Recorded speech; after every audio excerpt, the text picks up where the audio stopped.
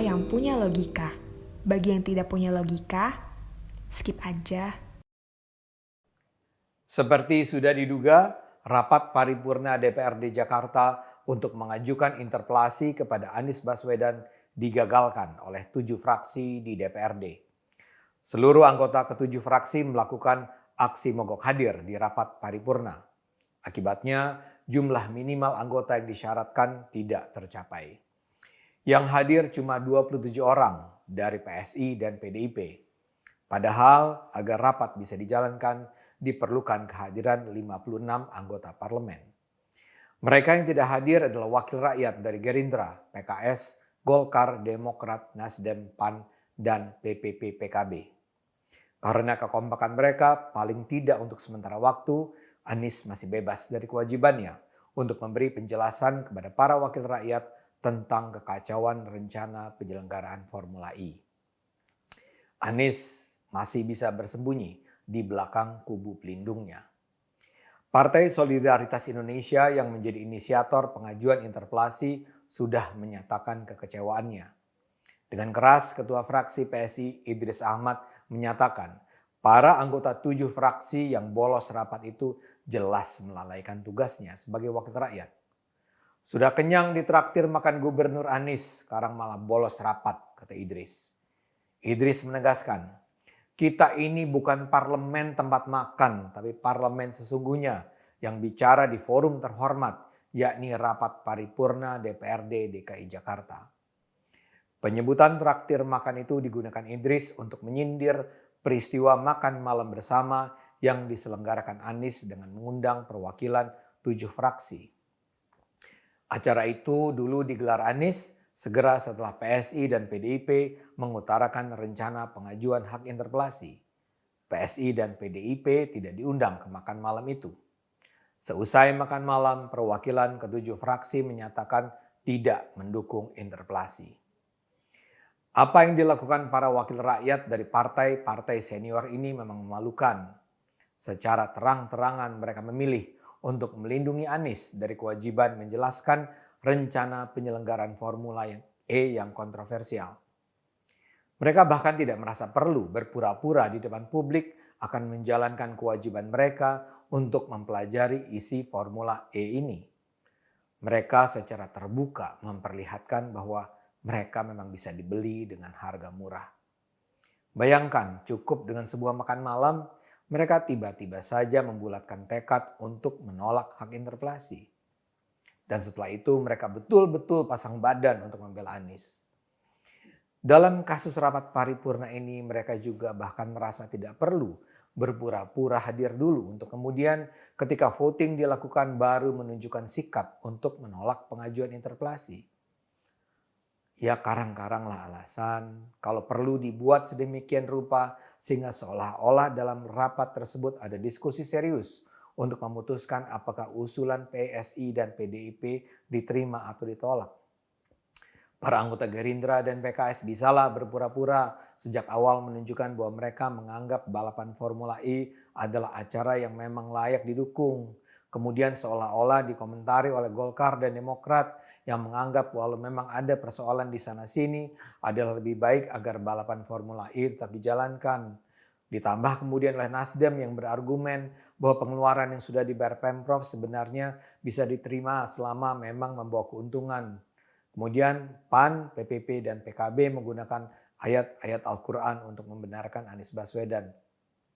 Yang saya katakan ini semua memang hanya berandai-andai. Tapi maksud saya, kalau mau mengkhianati kepercayaan rakyat, ya jangan terlalu terang benderang lah. Paling tidak mereka cukup gentle lah untuk menunjukkan bahwa usulan PSI dan PDIP itu ditolak karena argumen kedua partai itu tidak cukup valid untuk mendasari pengajuan interpelasi. Sok berpura-pura lah, sok rapat lah, sok voting lah. Walau sebenarnya ketujuh fraksi sudah kompak. Ya jangan begitu kasat mata berkonspirasi membela Anies karena sudah mendapat makan malam dan bingkisan sesudahnya. Apalagi kelompok 7 fraksi ini kemudian menyatakan masuknya agenda interpelasi dalam rapat paripurna itu ilegal. Mereka menuduh Ketua DPRD DKI Prasetyo Edy Marsudi dari PDIP dengan sengaja melanggar tata tertib DPR karena memaksakan masuknya agenda interpelasi tanpa persetujuan. Mereka bahkan menyatakan berencana melaporkan Prasetyo Edy ke Badan Kehormatan DPRD. Apa yang mereka lakukan untuk membela Anies nampak sangat rendah, so low. Sebagaimana dikatakan Idris Ahmad, bolosnya sebagian besar fraksi di rapat paripurna memperlihatkan bahwa para wakil rakyat tersebut tidak menghormati proses demokrasi. Menurut Idris, seharusnya partai-partai itu memberikan kesempatan bagi pengusul menjelaskan alasan interpelasi. Baru kemudian diputuskan menolak atau menyetujui sesuai mekanisme. Kalau memang mau menolak interpelasi, tolak saja dengan kesatria di forum rapat. Jangan tolak hanya di media dan di tempat makan di luar sana, ungkapnya. Kenapa justru berkoar-koar di luar forum yang sudah ditetapkan? Formula E ini bukan persoalan Gubernur Anies saja, tapi persoalan uang rakyat.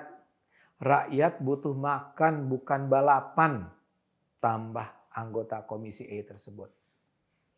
Apa yang berlangsung memang menunjukkan sudah ada lobi politik yang sangat kuat untuk menggagalkan interpelasi sehingga rapat paripurna saja dikondisikan untuk diboikot.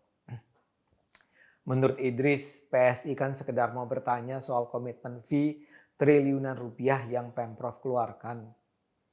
Tapi kata Idris lagi, sepertinya komitmen politik gubernur dengan fraksi-fraksi ini lebih besar dan kuat dibandingkan menanyakan komitmen fee triliunan rupiah uang rakyat, tuturnya. Kita semua memang harus kecewa dan curiga dengan betapa kokohnya para pembela Anies melindungi sang gubernur. Salah satu contoh lain yang patut membuat kita mengernyitkan dahi adalah serangan terhadap PLT Ketua PSI Giring Ganesha setelah ia mengeluarkan video yang menyebut Anies sebagai pembohong. Partai-partai lain langsung kompak menghujat Giring. Padahal Giring sekedar berusaha membangunkan kesadaran masyarakat tentang kebohongan Anies dalam kasus Formula E. Bahkan secara mengejutkan rombongan KNPI Jakarta Pusat menggeruduk kantor PSI. Mereka mengungkapkan kemarahan pada PSI karena penyebutan Anies pembohong. Apa hubungan KNPI dengan Anies?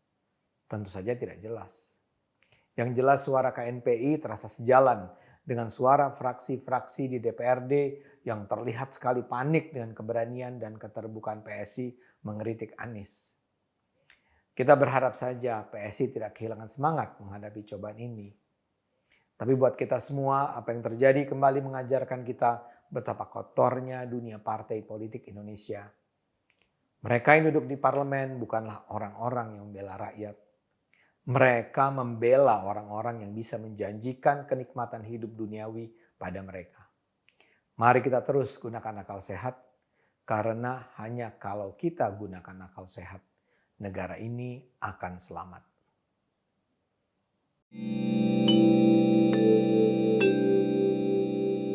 Video ini hanya untuk mereka yang punya logika. Bagi yang tidak punya logika, skip aja.